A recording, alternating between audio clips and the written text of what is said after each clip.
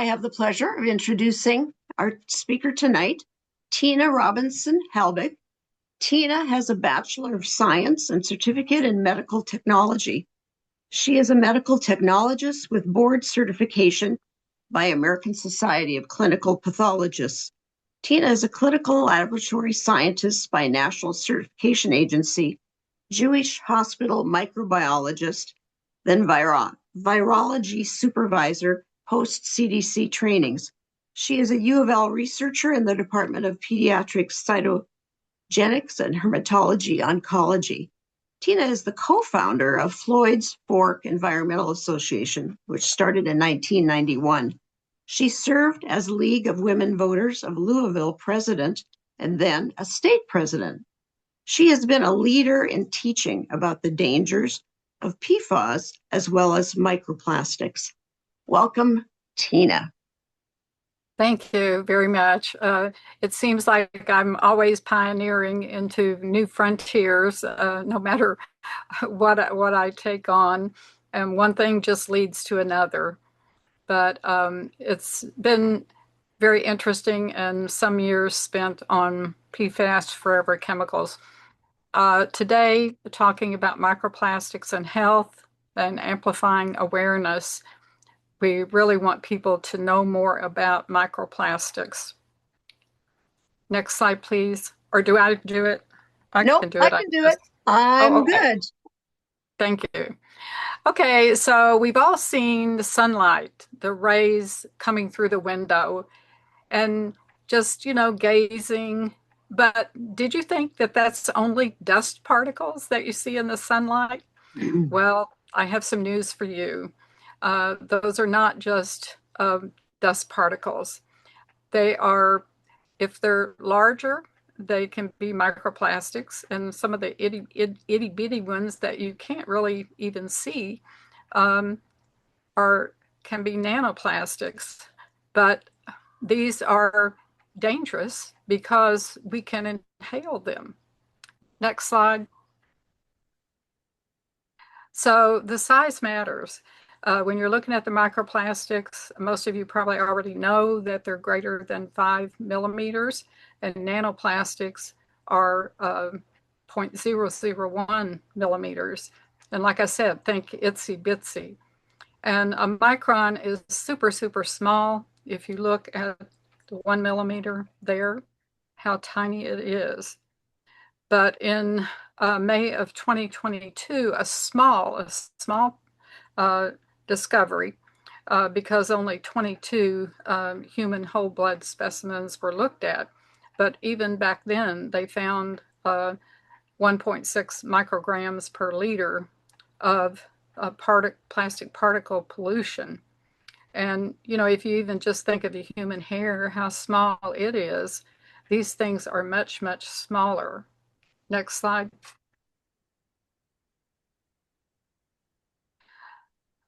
Okay, so from the moment we wake up in the morning, one of the first things we're going to do is brush our teeth. So did you know that the plastic bristles that are on your toothbrush can end up in your body? Pieces can break off. Also, did you know that the plastic toothbrushes are thrown away every year and generating 50 million pounds of waste? And that all the toothbrushes from the beginning of time still exist in some form, because one plastic toothbrush can take up to 500 years to decompose. So the plastic toothbrushes are also a significant contribution to ocean pollution. And it can make up about 1% of all plastic waste in the ocean. And I would encourage you to consider switching to bamboo toothbrushes. And you can actually find those for $1.25 at Dollar Tree. And full disclosure here, I have no investment in Dollar Tree, but I happen to find them there. So you don't have to order them online. You can try them out yourself. I've also found that they're good for cleaning jewelry. But anyway, this is a significant thing to switch to bamboo toothbrushes and not have this buildup of plastics. Next slide, please. So your health matters. And I've long thought very much of the Environmental Working Group. Pre-COVID, they got me interested in PFAS, forever chemicals. And their website is EWG at ewg.org. And they estimate that each person, adult, is ingesting 12 plastic bags worth of plastic every year. Now, we've already heard before about getting a credit card's worth of plastic in our bodies every week. But think about 12 plastic bags. So long-term exposure to plastic particles can lead to serious health issues, including respiratory problems, hormone disruption, and increased risk of cancer. And studies have found micro and nanoplastics in human placenta, lungs, blood, breast milk, and so on. And I have some graphics to show these. Thank you. Next slide. So the chemicals in the micro and nanoplastics, which a lot of times you will see in the literature as capital M, capital N, capital P, MNPs, cause a plethora of health effects, including harming people's hormonal systems, leading to infertility and neurological and behavioral disorders, among other issues. I've often wondered if some of the things that we see in today's society could be related to this. And more recently, they found plastics in brains. But this new review unpacks the mechanisms of how plastics harm health. And the main routes of exposure are going to be ingestion, inhaling, and dermal. So in ingestion, you're going to be consuming, drinking bottled water or other drinks in plastic and food. And that's really something, you know, we all need to pay a lot of attention to, the drinking bottled water. The respiratory inhalation, again, you're going to be breathing in those particles that you can see in that sunlight, but you're breathing those in every day, all day long.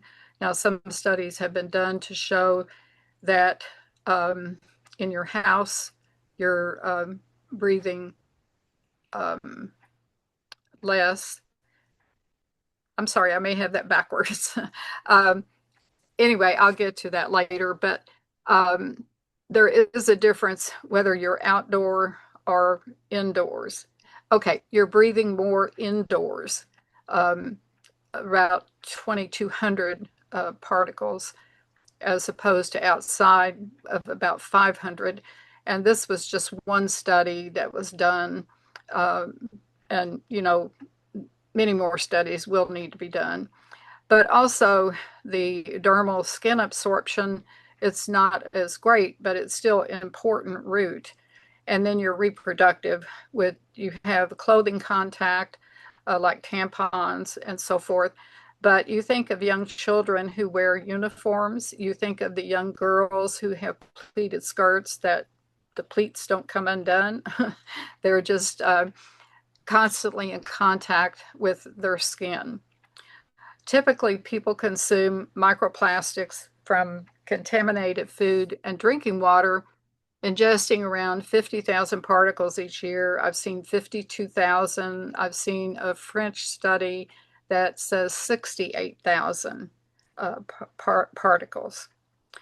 And so people are inhaling the micro and nanoplastics and absorbing them through their skin contact.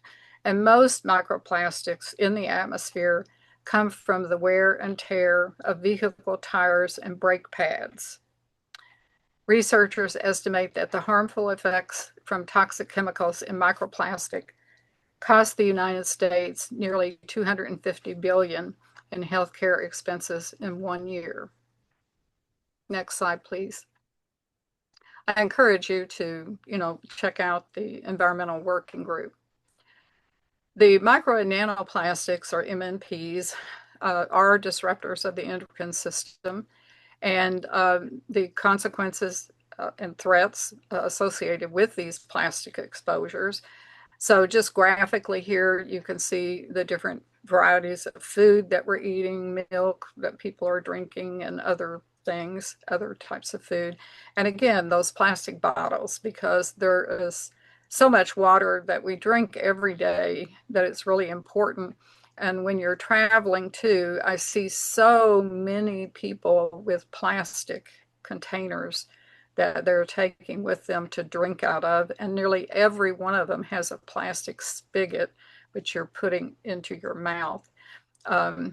Fortunately, I spoke to a group on something else, on sextortion at a university, and they gave me a metal container that I have that I really like. I don't know where to get it at, but this is really nice, and it has no plastic whatsoever. So I encourage you to look for something that is totally not plastic, especially for children, for your grandchildren, and all, to encourage them to have metal containers. I know some schools are afraid that they are a vehicle for hurting someone else, but I still think it's necessary to have that. Up in the top right, you will see that polluting factories are also putting out a lot of pollution that we are inhaling. And there's the automobile with the tires that are releasing a lot of things. I've known for a lot of years that brake pads were giving off a lot of dust. And so you also have that dermal penetration as we use sunscreens and other beauty products and hand creams and things like that that you'll come in contact with. Next slide. So this is by the Natural Resources Defense Council, and it shows you down through the center, both men and women are affected and can have nanoplastics and microplastics with your hair, in your brain. The one study that was done was with cadavers, and they found also that the ones who had already been diagnosed with Alzheimer's had more microplastics in their brain than the decedents who did not have that diagnosis. They're also trying to connect, different researchers are looking at the Parkinson's connection. Also, you can have these in your saliva, in the mucus, in your veins, in your heart, blood, lungs, spleen, liver, colon, stool, and skin. Basically, they want to go to your organs. And also in the males, in the penis, the semen, and the testicles. In the female, in the breast milk, in the placenta, the amniotic fluid, and meconium. Next slide. So when we look at bioaccumulation, here the model is the fish, and looking at the fish when he can, or he or she can get micro and nanoplastics coming in to them, but they can also, as they eat other organisms, other aquatic life forms, they can ingest the micro and nanoplastics that organism had. Also, these micro and nanoplastics can go together to form bigger microplastics. So these are going to accumulate in the fish. And of course, people eat fish. So that's another source where we will ingest plastic. They also have the formation of something called a biofilm, which allows these to stick to the surface, and can also allow the promotion of gene transfer between individuals from one to another. So this is something that is troubling and to be of concern in the future. Next slide, please. So another source of micro and nanoplastics is that when you go to empty your dryer, here you can very clearly see what has come off of the clothing. And many times we don't think about the clothing that we're wearing, but it's best to have cotton. There are certain fabrics that are better to have than synthetics. The synthetics, whenever you wash any garment, really, the first time that you wash it, more is going to come off of it, and each time less and less. But I always thought that just holes came in thing because you wore them too much and too long, and you rubbed against something. But no, that's not necessarily the case. I mean, it can just be a matter of washing things, and these particles just keep coming off. So that if you go to empty this, you need to be really careful that you're not inhaling these particles. Next slide. But you also have to think how these go out in the sewer system. You have the waste going out, the ones that aren't in the dryer, but the ones that came out of the washer. I have seen a washing machine that was made in another country where they would be able to remove that and not let it go out in the sewer. So when we think about plastics today, about 400 million metric tons of plastic are being produced, and the United Nations believes that will increase by 2050 to 1,100 million metric tons. It just keeps on exponentially, and we have big chemical companies and chemical industries and manufacturers of different goods that have lobbying capabilities that can really diminish the voices of other people. But to protect yourself, I have some things that are written here that you can consider, especially with your tap water. Please use metal or glass, and do not use water or drinks in plastic. That will be a big thing to help. I mean, every time you unscrew a plastic bottle, the lid, and sometimes even when you unscrew it for the first time, whole pieces of plastic can fall down inside the container, or you might see them come outside. But I still believe that if they really looked at it microscopically, or that they would start to find that probably tiny pieces of plastic are coming off every time we screw and unscrew a bottle of water. So that is a major source for everybody, because we're drinking, I think it used to be 8 glasses of water a day, but for women now it's more, and for men it's even more. So, and many years ago, I stopped microwaving anything in plastic and encouraged people for years not to do that. And it's the best to use your Pyrex glass or ceramic. And when it comes to kitchenware, you should use stainless steel and glass, ceramic, bamboo, stoneware, and non-plastic sponges, steel wool scrubbers, and dish brushes with non-plastic bristles. And as I said, that's what's on your toothbrush today, are the plastic bristles. And so, like I said, from the time you get up in the morning, you're being exposed to plastics. Another source is in your car, in your automobile. You are surrounded and you are breathing in many more plastic particles because a lot of things are very molded in your car, molded with plastic. So choose natural fibers for your clothing, for your carpeting, for your furnishings, and so forth.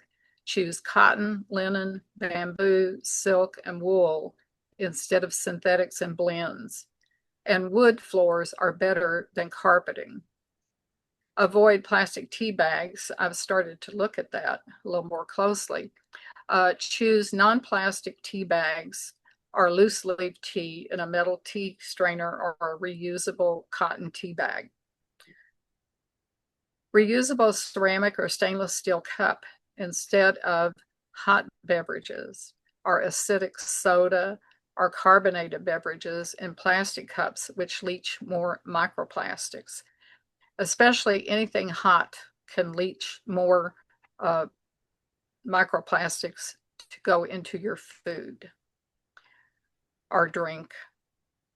And don't use plastic baby bottles. Those are going to leach harmful chemicals, including bottles that are supposedly free of the hormone disruptor BPA. Instead, use shatter-resistant glass bottles. You don't want to use Teflon pans. Some today say that they are PFOA free. That doesn't mean that they're not using other PFAS chemicals. But Teflon was found to release millions of microplastics and nanoplastics during use. Instead, use stainless steel, cast iron, or ceramics. And I can mention one PFAS that was at a Teflon recycling place, Shamrock, in I'm trying to think, in Henderson, Kentucky. And their PFAS was off the charts. But you can imagine shredding Teflon pans, and you can just imagine the neighbors and the people that live nearby. So do not use these Teflon pans. And even if you did use a Teflon pan, it should be replaced every probably 5 to 10 years because of scratches, maybe even scratches that you can't see. You can use bamboo utensils. You don't have to use, Teflon coated scraper or a spatula. You don't have to use a metal spatula. You should not use those. Instead, use the bamboo, which are cheap to buy, really. They're not that expensive. But for feminine hygiene, a single tampon can release billions, yes, that was billions, of micro and nanoplastics.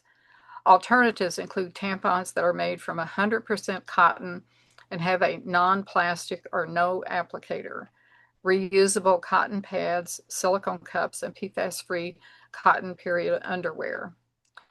Leave on personal care and cosmetic products such as lotions and lipsticks may contain micro or nanoplastics. So look for ingredients to avoid, like polyethylene, polypropylene, polyurethane, acrylates, polymers, and microbeads. And at the end, I'm saying write and talk to your elected officials. And I have a question in the chat asking if I've heard of copolyester Eastman Tritan copolyester drinking wear as marketed as a safe alternative. And I have not on that. I haven't read about that. Next slide, please. And this is on pesticides, but I write on many things to congressional members. This is a return letter from Brett Guthrie, my U.S. representative, and I encourage you to write them. There are many bills that go through Next slide, please. There are many bills that go through Congress. They're pretty tied up with a lot of other things, but when there are bills on these types of things, it's important to comment on them. They will respond to you. The plastic degradation that happens, this picture is kind of universal. A lot of people have seen it, but the plastics is going to be degrading from the time we use it, well, from the time it's made, I guess. But anyway, it's going to get into the air, the water, the soil, the food. And as these things are decaying, they touch other substances and can take those into the plastics when they're made. They have the different substances in the plastic. And as it becomes more friable, and will break apart into smaller pieces. And this is where you're getting a lot of your micro and nanoplastics, which are, like I said, too, they're airborne as well as being in our food, soil, and water. Next slide, please. So we held out some hope for a mandate for a UN plastics treaty at the conclusion of the United Nations Environment Assembly that occurred back in March of 2022, where they had people from 175 nations agreed to have a mandate to create the first of its kind international legally binding instrument to end plastics pollution. But they were meeting, and of course, it ended up in a stalemate. But again, they will go on to have more meetings. It is difficult because we're talking about a lot of money here, but we're also talking about people's health and their longevity and their disability and their ability to earn an income, ability to support themselves and or any family they may have. So anyway, that's the end of what I have here, but I'm glad to discuss with you. And you can ask me questions. If I don't know the answer, I will try to find out the answer for you. It's really a new report too I can add from Duke University that it points out that the annual social cost of plastic is estimated to be 436 billion to 1.1 trillion per year. And they think that is very conservative. And the Natural Resources Defense Council says that human health impacts 410 to 930 million per year in costs for chronic illness, development issues, reduced worker productivity, and premature death. So these things that are found in plastics are the phthalates, the PFAS, the BPA, the flame retardants, and they are connected to cancer, cardiovascular disease, reproductive disorders, and neurological conditions. And as I pointed out, these cost a person in healthcare expenses, lost worker productivity, and premature death. So the one assistant professor of medical oncology at Duke School of the Duke Department of Medicine, Jason Somarelli, he said a growing body of research indicates that our routine and unwanted plastic ingestion is causing harm to the health of Americans and exacting a substantial economic cost. And that's for the effects that we know. There are effects that we don't know. I added that.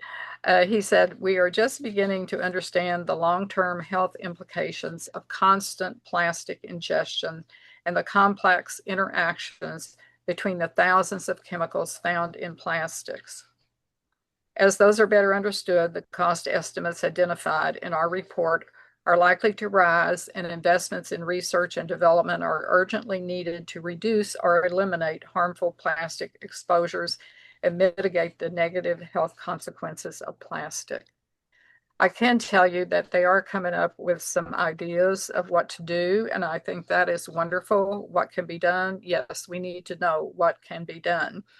And so these Duke researchers have been looking at using bacteria to break down plastics. And they have a couple of those that they're looking at using, and one of them to break down plastic polymers. So the second one that they're looking at is to engineer a bioreactor that can break plastic down into its different chemical components. And I've looked at a lot of that with PFAS as well. And the method I liked the best was the pressure cooker. If some of you remember the old pressure cooker, and I like it because it doesn't involve any other chemicals to break up the bonds and form other uh, compounds. So, um, and I did want to say that Jason Samarelli, he also said, as far as the plastics, it gets into your body as a mixture. It's the plastic plus the chemicals, plus environmental toxins, which is more like a chemical soup. And that's what we want to test.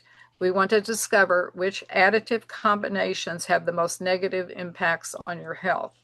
So, but they also pointed out that it's in your food. They noted specifically honey, tea, sugar, fruit, and vegetables. And so anyway, I did want to let you know about that. But they've broken down their impacts, were what they think the costs are for the different phases, to come up with their figures that they came up with. Like Claudia has a question. Okay. Oh, the pressure cooker method, is that what you were asking about? Um, I really like that the best because I think it is the least toxic. I mean, there have been some with using other chemicals like DMSO, dimethyl sulfoxide, and I've worked with that before in freezing bone marrow transplant cells and all. And I just if you can stay away from any of the chemicals, I really like that. That method was actually used by Texaco many, many years ago in the early 1990s. And so it's doable. Company Batil that has done work with the U.S. federal government for some 80 years now calls it a PFAS annihilator, gave it this jazzy name, but it's the same thing, but trying to do it on a grander scale. Claudia? Yes. Yeah. Thank you very much for extraordinary, great summary of all that's going on and all the dangers. I tell you, this morning or this afternoon, I was reading an article in the newest edition of the New Scientist from England. And they were talking about in this article that the average lifespan of males and females is going down, and they only attributed it to obesity. There was not a single mention of nanoplastics. Wow. And I intend to write to them and say, Yes. this is, sorry, it's BS. Right. Because it is unbelievable that they don't take that into account. I mean, we knew already how certain chemicals were transported even through rain and snow, that they destroyed lives. I mean, I remember it was in Canada in the 80s, I think, when Canadian Inuit women were advised not to breastfeed their children because their breast milk was polluted. And it Yes. hasn't gotten better. Right. Well, they do, as far as PFAS and everything else, they do recommend that even though breast milk contains PFAS, that they should continue, women should continue to breastfeed their children. So but I mean, I agree. I agree with you totally. I mean, and we breathe it in when the nanoplastics are brought back to us when it rains, when we have winter storms here on the west coast where we are. It all comes back to us with the ocean rain. Even that has Yes. been proven. Uh, Yeah, they're saying that the ocean eventually will have more plastics in it than the fish weight. That it will be more, that the tonnage will be will be more than the fish that are in the ocean. And that is really uh, scary. But also, as far as the colors of the plastics, the black plastic is the absolute worst. Mm. It is often made from recycled electronic waste and other mixed plastic streams, which can contain very high toxic levels of chemicals and banned flame retardants that would be illegal in new products, but not in recycled, especially your kitchen utensils, your food containers, and cup lids. When these are exposed to heat, these cancer-causing and hormone-disrupting chemicals can leach into your food and drink. So I always think black is bad.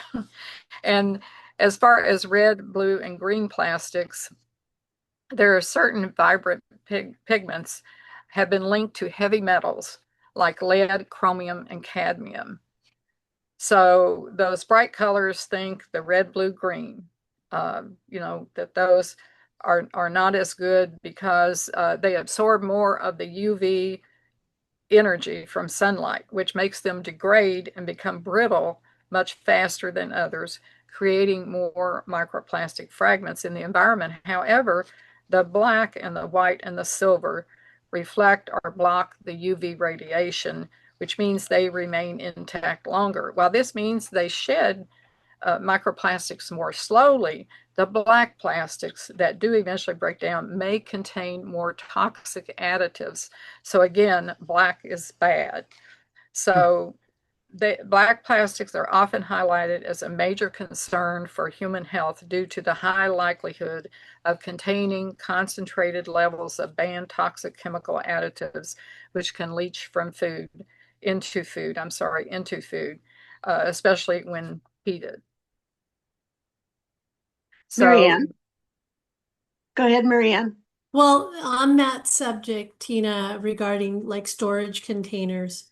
So, gosh, what do you use? I mean, I that's, use glass. I use glass. Now the tops are plastic. They do make some. They're beginning to make some that have glass tops to them. But yes, got rid of all my plastic stuff, yeah, some time ago. I think once you're aware of this, my goodness, you just constantly, you're looking everywhere. If you're in the car or whatever, you're looking at all the surfaces that you're touching. You're looking at the seats that you're sitting in. I mean, you just become more and more conscious. And that yeah, is really the only thing we can do right now is, other than lobby for changes, is to reduce our exposure. right. It's hard because so I have to put everything in containers just because of where I live. And you just can't find glass containers for everything, like cereals and rice. And I mean, I'd have so, but that's interesting. We do the best we can, right? Uh, and it's funny you say that about black plastic because most farmers, that's what they Yes, use to cover exactly. the, That is the first thing. I can just see the farmers out there putting that black plastic down, and I yeah. doubt they're wearing gloves either. Well, and then supposedly they're sustainable farmers. So that's good And information. and then as that black is out there, it is gets more friable and it can leach into the ground, and so Yeah, it's just, we are polluting ourselves just too much. And right. if we think about it, the babies that are born today are going to be even more exposed. I mean, they have just created we've created, I guess, a world, and we're consumers, and that's the other power that we have as consumers. We can tell them we don't want all this packaging. We don't want to buy this in plastic. I mean, before, Coca-Colas were only available in glass. I mean, when we think Right. back years ago, all of the things that we're touching now, if you think back to it, we had a glass pitcher. I mean, I use a glass pitcher. We didn't use plastic. Okay, plastic is lighter weight. It's easier for us to maneuver with and all, but the glass, it just helped us build muscle. But it's so important. Anytime we can use glass, I use stainless steel pans.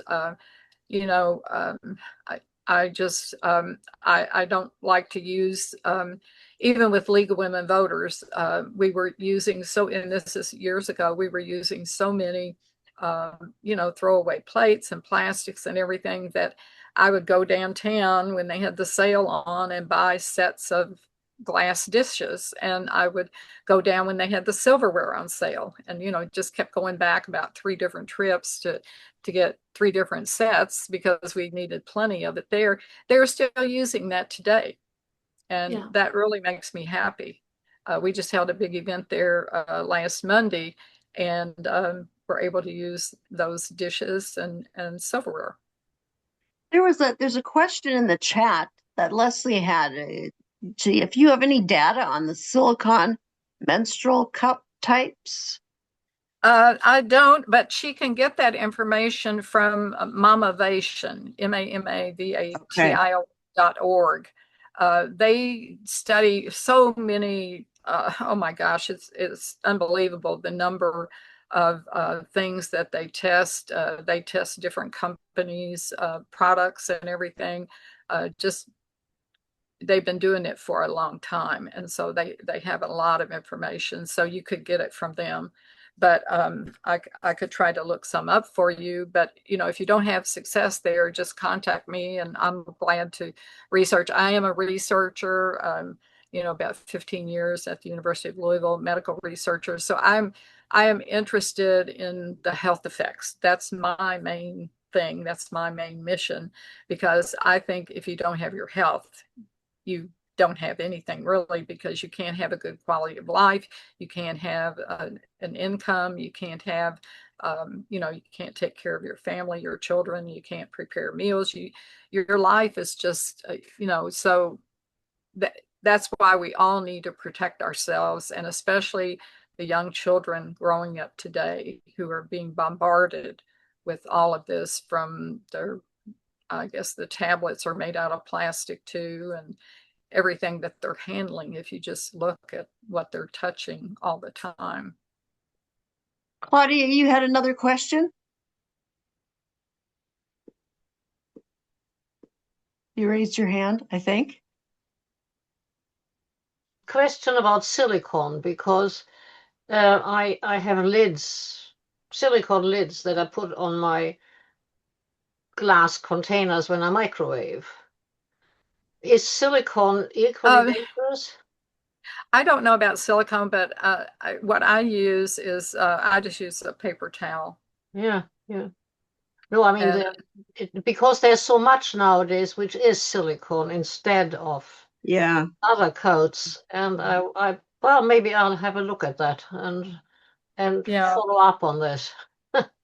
And I could look at silicone a little more too. That sounds interesting to me to try to find out. But I don't know. Like I said, some of the things are coming out now that are both glass bottom and glass top, but you'd have to put it in a jar and not laying straight on it. But I don't have those yet. But we can all continue to improve, and I'll continue to look for what I can find that I feel is the safest, and recommend it to my extended family. Any other questions by anybody that hasn't asked one yet?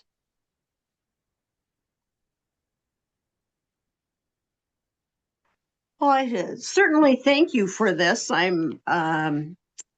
It's really good information. Oh, I know one thing that came up I heard you speak once before, and somebody asked a question about if you reused a plastic Reuse the bottle, bottle. yes. And I did get back with them and did let them know. And the answer is that it does become more friable, by reusing it. I mean, anything, you see how people sometimes will crunch. Ugh, I don't like to hear the noise, but they will crunch a bottle or something. And every time they're doing that, they're releasing particles. So yes, and I did look that up. But I also wanted to mention some new research that was done in China, where they were doing heart work on, I think it was about 15 patients. And anyway, they took some of the tissue and they found that the microplastics are in the heart tissue. And so this is very concerning too. It's good that they're starting to look at that, and they knew that there could be cardiovascular effects, but I mean to actually see it and know it's in there, just like finding the microplastics in the brain for the first time, just like finding microplastics in the rain.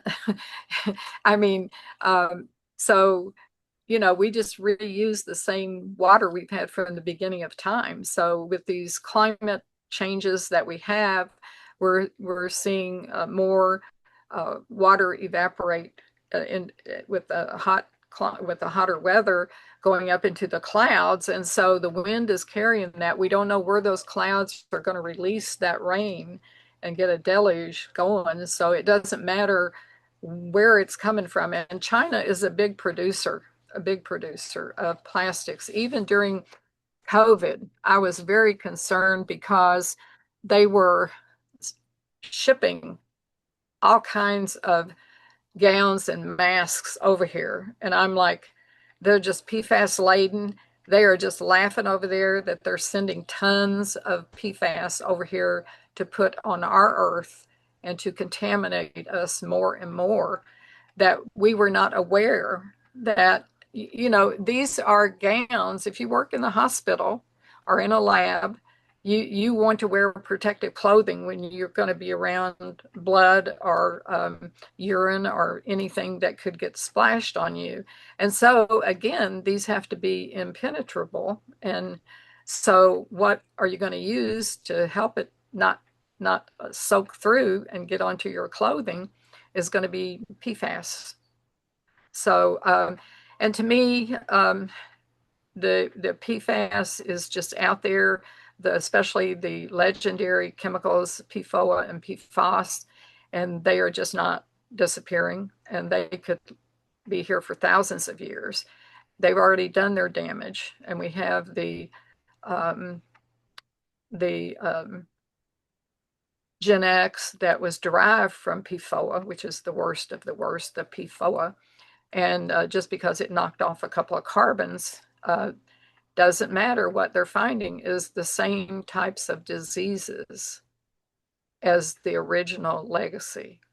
So these are the chemicals that we're talking about that are absorbing onto these plastics when they're out there laying on the ground, and it was contaminated before. These can get into the plastics and be carried, no telling where, into underground water resources, or by the top of the land flowing into a stream, or picked up by the wind and blown another place, or you're walking along and you're going to be inhaling it. So we've created something that's very dangerous here. And until our legislators, and really don't think that they aren't aware. I mean, every year there's 60 to 80 bills in Congress on PFAS. And so a lot of them know about it. And but I don't know how many know about microplastics, but I'm sure that there are some, and that they're looking into it. But we just keep on with a lot of other things that press forward. Did somebody else ask a question? I saw something pop up So there. this isn't necessarily a question, but Leslie said something about, Oh. let's see, sorry. Oh, can't get my screen to move up. She's working on a product. Can you read it, Marianne? You're muted. Yeah, I just realized that. She's got a company and they're looking to a biocellulose solution to agriculture plastic. So they're beginning trials this winter with Sitka Center for Arts and Ecology. 'Cause she's in British Columbia, right? Anyway, we developed the product this summer at PSU Sustainable Textiles Department, and the project is still very new and small, but Oh, in my okay. opinion, sounds very exciting. Yeah. So that's all. Yes. She's Yes, so there's it can be done. This is what we have to push forward is that, they need to protect. And when they find out, I mean, there was the one story of one firefighter, and, they have used the PFAS in their firefighting foam. And they didn't know there was anything wrong with it. They'd spray each other with it. They sprayed it on the kids. They had no idea. And so what he found was that when he married in 2022, he and his wife thought they would go ahead and try to have a child right away. Well, she got checked out, and then he went to get checked out, and he found out that he had 0 sperm. oh. And so the only good thing out of that is that they could think about adoption. But is that right to change a person's life like that? Is that right to take something from someone? Uh, you know, Yeah. it's a philosophical, ethical things to think about with what is happening to people. First, they have to know that it is happening to them. I still don't see people today realizing that the reason I have my heart problem, the reason I have, my asthma, the reason I have my, problems, they're just not the reason my kidney's going to have to come out. They just don't put the pieces together. And we need a mechanism, whether it's a cartoon, a billboard, something to help wake them up so that they can see that, their very lives are being changed, their ability to earn an income, um, to take care of their children, just, but it will come. It will come. It's going to take time. And there are always going to be the people that won't believe it. They can't see it. It's hard for them to see it. But I say, look at that ray of sunshine through that window. Most people can see that. Even when you're watching TV, you That's look true. at a All those movie, you particles. will see those particles. And just think, you are inhaling them. They are getting into your body, they're going into your lungs, they're getting into your bloodstream. And so what is in your bloodstream? Your red blood cells. They are carrying the oxygen. They're going throughout your body. And so they can damage the cell itself. They can interfere with its cellular mechanism of what is going on. So there's a lot involved with this, and I applaud those who are researching and dedicating themselves to working on this. Well, thank you so much, Teena. And Teena comes to us from Kentucky, so she's on a whole different time zone than we are. So I'm very appreciative that she was willing to do this. Yeah, thank you, Teena. That was amazing. Thank That you was so really much. amazing. And now I'm already looking around my house. Like, what do I have?